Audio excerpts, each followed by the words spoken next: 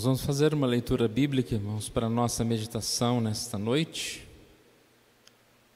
É Joel, capítulo 2, versos 25 a 27.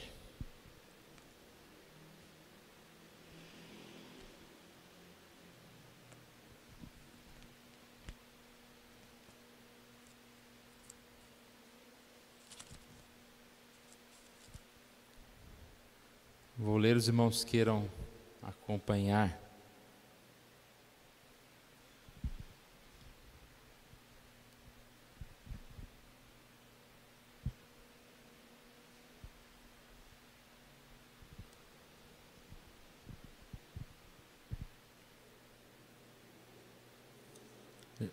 Joel, capítulo 2, versos 25 a 27.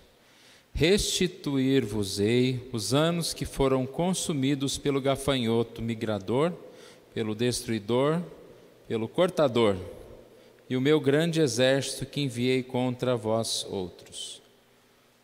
Comereis abundantemente, e vos fartareis, e louvareis o nome do Senhor vosso Deus, que se ouve maravilhosamente convosco. E o meu povo jamais será envergonhado. Sabereis que estou no meio de Israel e que eu sou o Senhor vosso Deus, e não há outro, e o meu povo jamais será envergonhado. Vamos orar? Querido Deus, nós agradecemos a Ti por estarmos aqui na Tua casa. Nesse momento de leitura e estudo da Tua Palavra, Deus, que o Senhor Deus fale conosco, nos abençoe, ó Deus, como nos tem abençoado, como tem abençoado o Teu povo, reunido em tantos lugares diferentes, em tantas épocas diferentes, ó Deus.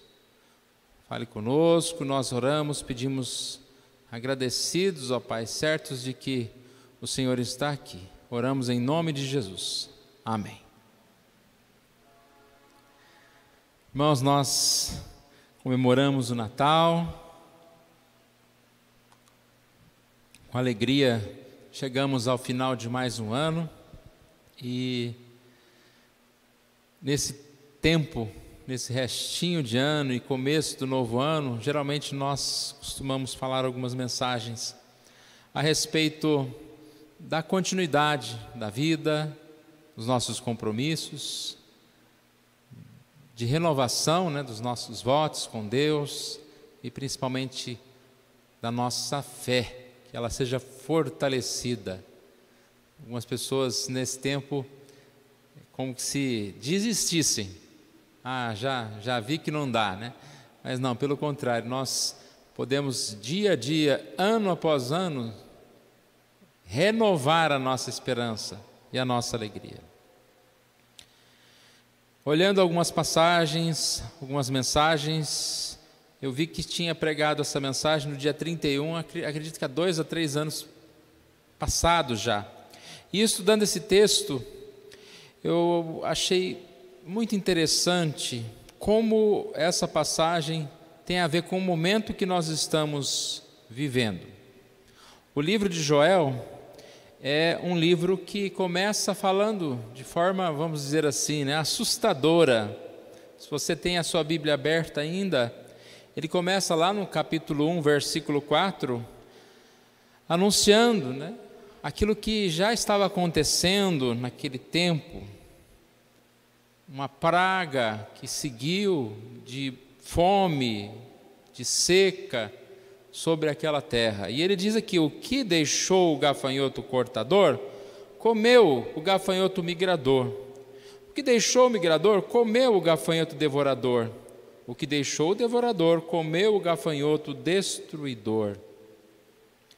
Ele fala então sobre esta praga, e ele vai aproveitar um acontecimento do momento para fazer a ligação entre o juízo de Deus, tanto diante daquele momento, daquela situação, como também o juízo vindouro. E vai aproveitar, aquele momento para falar de arrependimento, para falar que as pessoas deveriam sim buscar a Deus, ver aquele problema, né, aquela catástrofe que estava acontecendo no mundo, como algo que era uma oportunidade de Deus para a mudança. E a gente percebe aqui então que Deus fala com Joel para que ele faça essa pregação, para que ele viesse a falar com aquelas pessoas e assim os exortasse. Um comentarista chamado Wiersbe, ele disse que se as manchetes existissem na época, né, jornais, as manchetes seriam: gafanhotos invadem a terra, nação enfrenta grave crise econômica, fim da seca ainda parece estar longe. E aí a gente pensa no momento que vivemos, as notícias que nós temos visto todo dia. Vem sobre a terra uma doença, e essa pandemia está longe de terminar, uma nova cepa chegando. Então são mensagens que condizem com a realidade, porque nós sabemos que passamos por grandes dificuldades, não sabemos o que será do amanhã. Graças a Deus nós temos esperança que nós estamos vencendo essa etapa, mas nós não sabemos o que será amanhã. E a partir dessa situação que nós vivemos, com certeza a gente vai ter mais dificuldade, né, de fazer planos a longo prazo, de pensar, não, amanhã vai ser assim, vai ser daquela forma, porque nós não sabemos realmente o que será do amanhã. Então a gente vendo aqui em Joel, capítulo 1, nós percebemos que ele começa a falar, ele conta essa história, e ele vai fazer uma mensagem, digamos assim, individualizada, para grupos diferentes. Ele fala aos mais velhos, depois ele usa aqui a palavra ébrios, né, aos bêbados. Ele fala também a pessoas chamadas aqui lavradores e aos sacerdotes. Observe aqui um pouquinho disso que nós estamos falando. No começo do capítulo 1, ele começa: ouvi isto vós velhos e escutai. Repare que eu fiz essa leitura pensando e comparando com os tempos atuais. E quando você faz esse paralelo, você consegue enxergar muito mais coisas, relacionar muito mais coisas de um tempo com o seu tempo. E repare como que aqui é interessante, essa comparação dá para ser feita. O que ele diz aos velhos? Ele diz o seguinte: aconteceu isso em vossos dias, ou nos dias de vossos pais? Ou seja, uma pessoa que já tem uma certa idade, ela já viveu muitas coisas. E ele diz: algum de vocês que já tem uma idade avançada, você já viu isso acontecendo na Terra? Aconteceu isso? E aí a gente pensa, né? Se a gente fosse falar essa mesma mensagem hoje para os mais idosos, essa crise que nós estamos enfrentando hoje, essa pandemia, você já viu acontecer algo parecido? E ele continua dizendo: narrai isso a vossos filhos, e vossos filhos façam seus filhos e os filhos destes a outra geração. Ou seja, é uma história tão diferente que será contada de geração em geração. A gente já falou isso, né? Olha, daqui a tantos anos nós vamos ficar contando que aquela história aconteceu no ano lá de 2019, 2020, uma pandemia, 2021, vamos parar por aí, né? E era assim, aconteceu isso. Imagina você contar para o seu neto: olha, vovô passou por isso. Ou você, quando você tiver filhos e netos, você mais jovem, você poderá contar um momento que aconteceu. E é isso que ele fala aqui. Essa situação com esses gafanhotos aqui, provavelmente não se repetiu mais e virou uma história que hoje nós estamos contando. Hoje nós estamos contando essa história. E aqui a gente percebe, né, uma nuvem de gafanhotos. E ele fala de 4 etapas aqui, ou 4 tipos diferentes de gafanhotos: cortador, migrador, devorador, destruidor.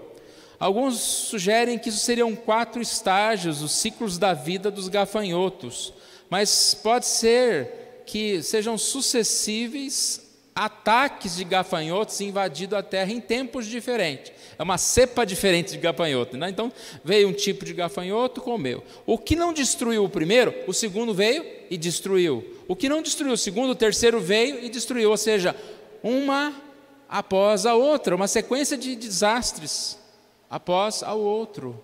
E aí a gente fala, né? Nossa, que interessante a gente pensar no juízo de Deus vindo sobre a terra. Veio sobre nós com uma enfermidade, quando a gente pensou que acabou, aí no outro ano veio de novo, e vamos parar, não precisa de 4, né? Já falei isso, vamos parar, né?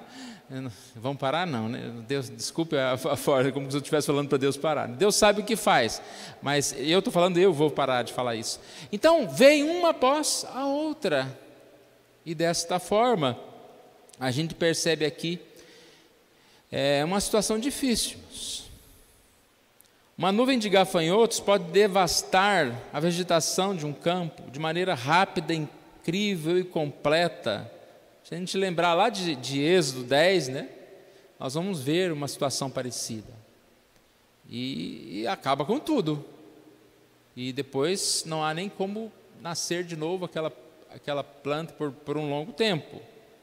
Mas vamos seguir aqui. Aos velhos, então, ele disse: ouvi isso e vocês vão contar aos seus filhos. Aos ébrios, aos bêbados, aos que se embriagam, ele diz aqui: despertai-vos e chorai, uivai todos os que bebem vinho, por causa do mosto, porque está ele tirado da vossa boca. Então ele vai falar aqui que a destruição será grande, vai destruir toda a plantação e também a figueira e também videira e tudo, né? Eles vão ficar sem vinho. Agora, quando a gente vê essa palavra aos ébrios, aos bêbados, aos que se embriagam, ele diz: despertai e chorai. Desperte dessa sua embriaguez.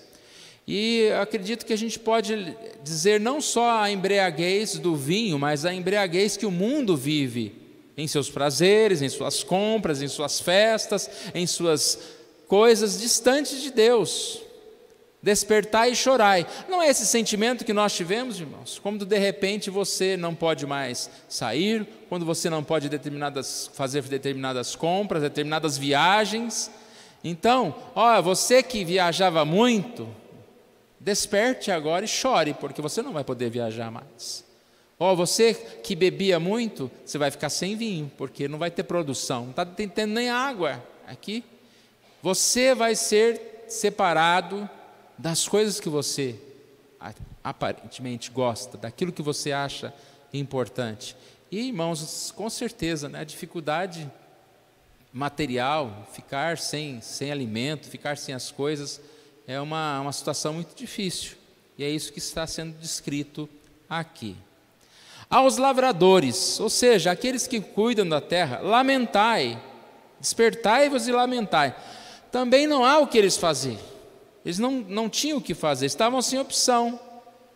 Só restava chorar e lamentar. O versículo 8 fala que eles deveriam lamentar como uma viúva, né? Lamenta como a virgem que, pelo marido da sua mocidade, está cingida de pano de saco. Ou seja, seu marido morreu. Lamenta. Imagina para um lavrador, tudo que ele fez, tudo que ele plantou, tudo que ele cuidou, de repente vem uma nuvem de gafanhoto. Todo mundo sofreu, mas o lavrador, ele passou por um momento assim, difícil nesse sentido. Então a gente vê, irmãos, eu não vou ficar fazendo essa ligação, mas a gente vê algumas coisas muito, muito próprias, se a gente parar para estudar e começar a pensar nos dias atuais, porque assim é a vida, assim é o mundo, assim são as coisas. Por último, aqui ele fala aos sacerdotes lamentar e orar. O que ele fala aqui?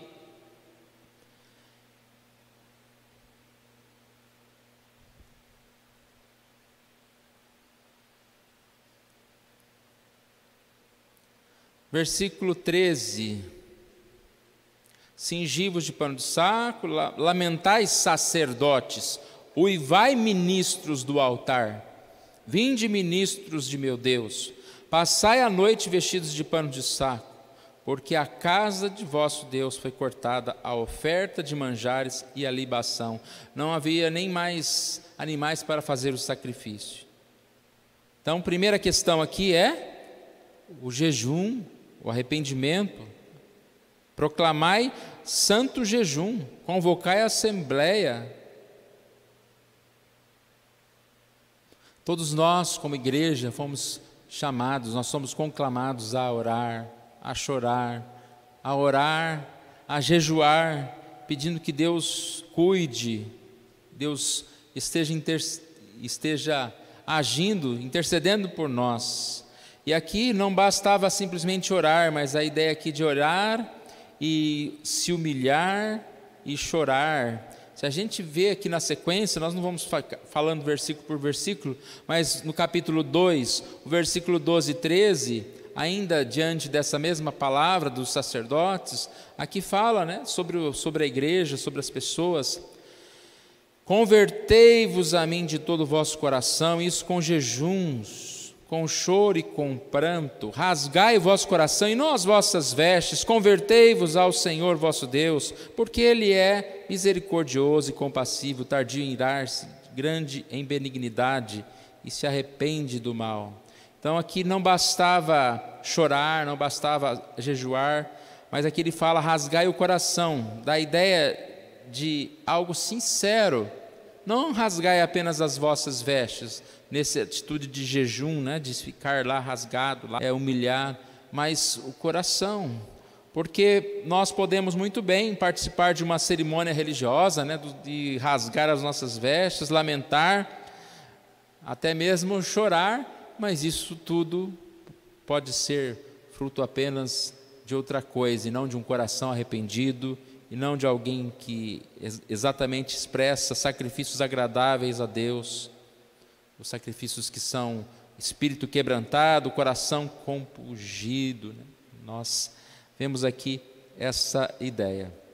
E olha o que esse comentarista disse, no finalzinho, que ele está falando um pouquinho sobre esses versículos iniciais aqui, e ele fala, é o Warren Wiersbe: Deus não precisou mandar grandes batalhões a Judá para levar a nação a ajoelhar-se. Tudo o que precisou foi enviar nuvens de pequenos insetos que cobriram sua missão. Às vezes ele usa vírus ou bactérias, seres tão minúsculos que só podem ser vistos ao microscópio. Ele é o Senhor dos exércitos, Senhor das hostes celestiais e terrenas. Ele é o Todo-Poderoso e ninguém pode deter sua mão poderosa. Esse comentarista, Wiersbe, ele morreu em 2019, com 89 anos. Então, acho que foi antes da pandemia. E isso ele escreveu já faz muito tempo, é uma série de comentários. E você percebe aqui, né, ele realmente falando, gafanhoto. Não precisou de grandes batalhões para levar uma nação a ajoelhar-se. E aí ele fala, mas algo até menor, como um vírus, uma bactéria, tão minúsculo que não pode ser visto. Isso pode levar uma nação a se ajoelhar. Levar o povo de Deus a perceber a necessidade de mudar os seus caminhos, de converter-se ao Senhor. E a gente percebe então, irmãos, essa mensagem de Joel, como eu não tinha ouvido alguém pregar nesse assunto, eu vou até depois procurar algumas mensagens mais, estudarmos mais, mas a mensagem de Joel é muito oportuna para os dias de hoje, porque ele fala exatamente diante de uma praga, diante de uma situação terrível, em que essa sequência de desastres, de morte, de sofrimento, as pessoas devem lamentar, as pessoas devem abrir os seus olhos, as pessoas devem se curvar em oração, em arrependimento e buscar ao Senhor. E aí vem então, irmãos, a gente chega no versículo, no texto que eu li, e a gente percebe que aqui já, né, no capítulo 2, 13, ele fala sobre isso, que ele diz que Deus é misericordioso e compassivo e tardio em irar-se. E assim, nós cremos que, como igreja do Senhor, podemos passar por dificuldades, mas nós sabemos que nós temos a vitória em Deus. E as situações que acontecem no mundo são só figuras, pré-figuras do que um dia acontecerá, quando o juízo de Deus virá no mundo e muitos estarão perdidos, mas a igreja estará com Jesus. Hoje cedo na aula nós falamos sobre Noé, uma dessas situações onde apenas Noé e sua família foram libertos, enquanto aqueles homens maus foram engolidos pelas águas. E assim, irmãos, a gente não sabe, Deus é Deus, como disse o comentarista no final aqui, Ele é o Senhor dos exércitos, e ninguém pode deter a sua mão, o Senhor faz o que quer, e ninguém pode prever, o que nós sabemos é que seremos salvos, mas ninguém pode prever o mesmo dia de amanhã. Nós não sabemos o que acontecerá no dia de amanhã. Vamos voltar então ao nosso texto. Nós fizemos a leitura de Joel, capítulo 2, a partir do verso 25.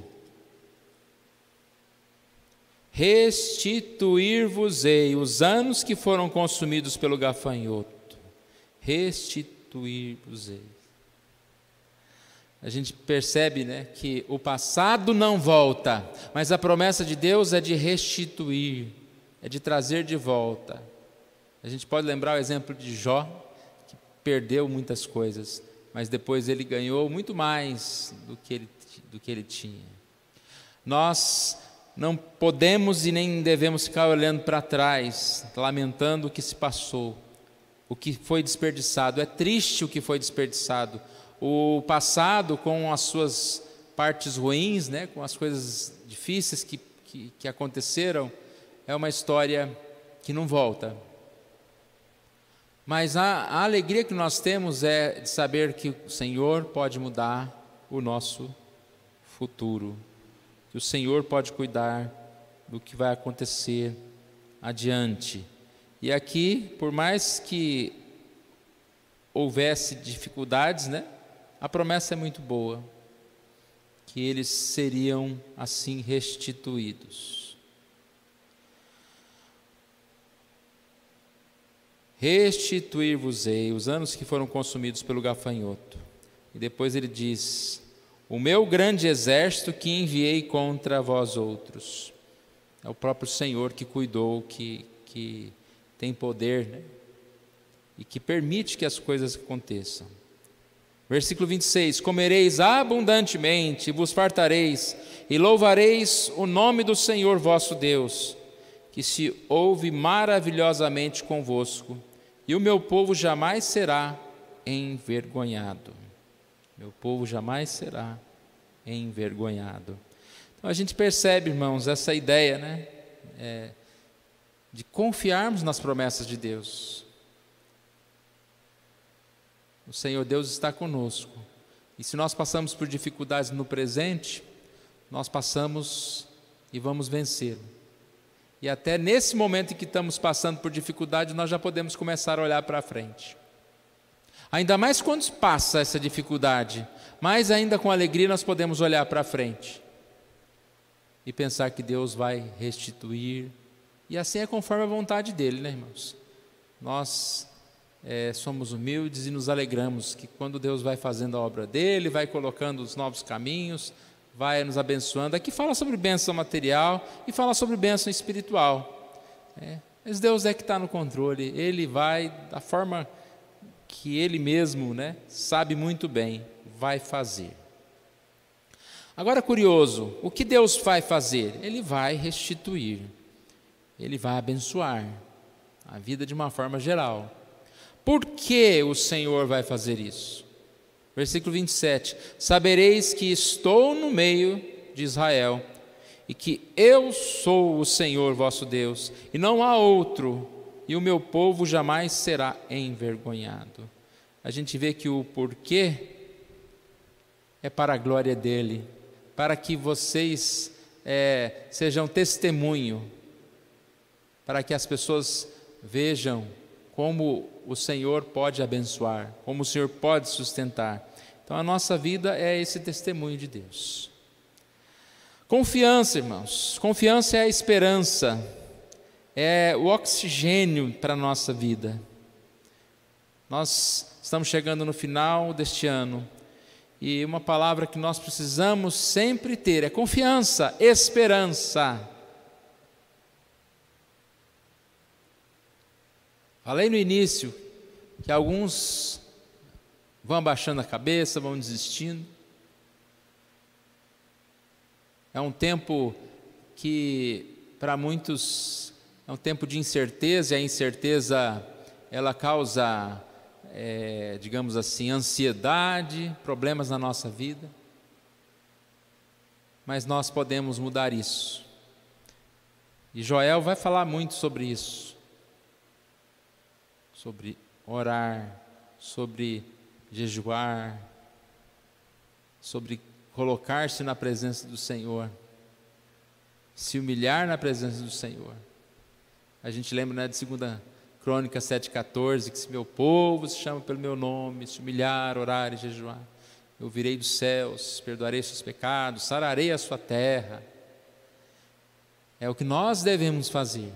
E se nós começamos o nosso ano, e se nós prosseguimos em oração, se nós prosseguimos em confiança em Deus, nós somos assim fortalecidos. Essa palavra de Deus, ela é verdadeira, é fiel, ela acontece para nós. Essa restituição acontece na nossa vida.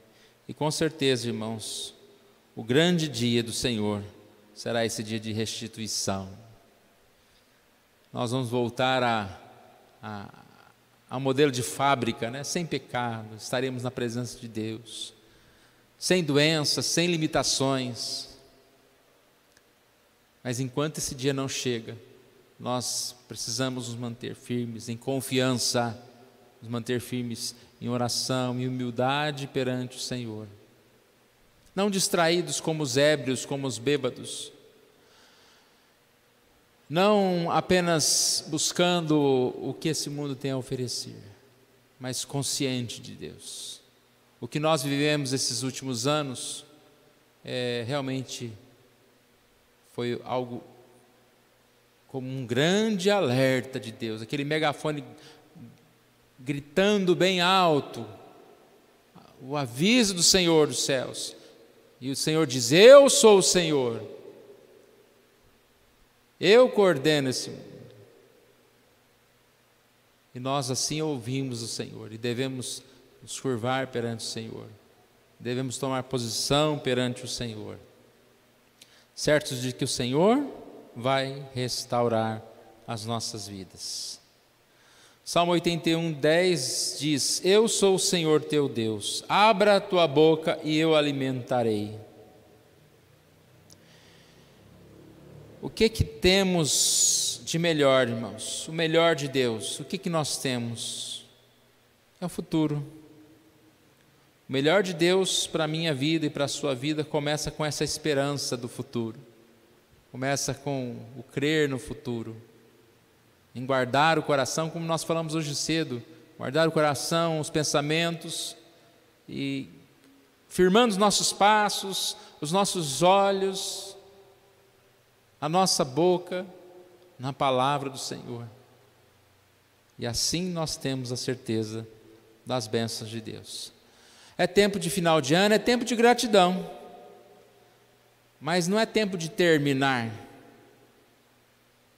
Às vezes a gente fala: até aqui nos ajudou o Senhor, como se falou: até aqui, agora está bom já, porque não vai mais, né? Não, até aqui é exatamente a expressão que nos leva aí. Agora vamos acreditar, porque se até aqui o Senhor nos ajudou, não é aqui que Ele vai nos deixar. O Senhor vai continuar. E tem algo pela frente. E é tempo de confiar e recomeçar. Nós falamos sobre Maria, né? no momento em que ela recebe a visita do anjo, a sua vida muda totalmente. É maravilhosa essa ideia de vida mudar totalmente. Você pode pegar a biografia, a história de qualquer pessoa, quanto de repente essa pessoa, de um momento para o outro, teve essa visita aí do anjo de Deus, ou de Deus, da palavra de Deus, na consciência dele, respondeu o chamado de Deus e a vida mudou totalmente. Nós podemos ser diferentes, mas mesmo também temos outras experiências, outros testemunhos, e que não precisa também ser essa mudança radical, no sentido de que você se torne um missionário, você faça uma outra coisa, mas a sua vida pode mudar no sentido de você prosseguir e crescer cada vez mais, e não diminuir, e não desistir.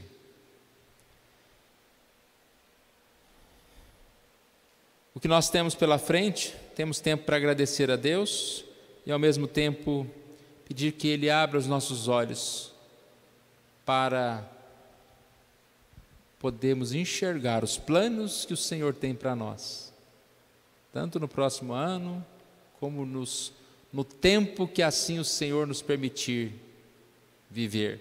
Nós não sabemos se são 2, 3 dias, uma semana, 10 anos, 50 anos, não sabemos. 50 para alguns é um pouco difícil, mas Deus sabe, né? Irmãos, que Deus nos abençoe, que a gente possa seguir, e eu gosto muito de uma oração que é uma bênção de Deus, e que assim a gente possa terminar esse momento. A oração diz: o Senhor esteja à tua frente para indicar-te o caminho, o Senhor esteja ao teu lado para abrigar-te em seus braços, para proteger-te, o Senhor esteja embaixo de ti para acolher-te quando caíres e para livrar-te do laço, o Senhor esteja em ti para consolar-te quando estiveres triste, e o Senhor esteja ao teu redor para defender-te quando outros te atacarem, o Senhor esteja acima de ti para te abençoar. Assim te abençoe o benigno Deus. Vamos colocar em pé, vamos orar ao nosso Deus. Depois nós vamos cantar ainda um cântico. Pai querido, nós te louvamos por esta hora, ó Deus, oportunidade que o Senhor nos dá de estarmos nesses últimos dias do ano, alegres, ó Deus, porque o Senhor nos sustentou até aqui, alegres, ó Deus, por podermos ver, ó Deus, alguns familiares, amigos, termos um tempo bom de festa, mas também, ó Deus, em introspecção, meditação, ó Pai, e entrega aos cuidados do Senhor, ó Deus, pois o futuro cada vez mais é incerto, tanto em relação à nossa vida, à nossa saúde, às finanças, seja qualquer questão, ó Deus, nós sabemos que estamos em Tuas mãos. Te pedimos que o Senhor abençoe a nossa terra, ó Deus, sarando a nossa terra, dando cura, fazendo com que essas vacinas possam estar realmente resolvendo o problema, ó Pai, no próximo ano. Mas nós estamos nas Tuas mãos, ó Pai, e diante de cada situação, ó Pai, porque nós sabemos que quando não é um problema, outras coisas virão, ó Deus. Mas diante de cada situação, ó Deus, nós possamos vencer, nós possamos nos manter sóbrios, nós podamos nos manter em pé. E principalmente, ó Deus, que o Senhor coloque no coração a confiança, a alegria de saber que o Senhor é aquele que nos sustenta, tanto no momento presente, como num dia final, onde o Senhor vai restituir os anos, restituir tudo o que foi perdido, tudo que foi consumido, ó Pai. Ó Pai amado, nós colocamos diante do Senhor a vida de cada um aqui, e que o Senhor aplique a Tua mensagem, que o Senhor fale conosco. Nós oramos em nome de Jesus. Amém.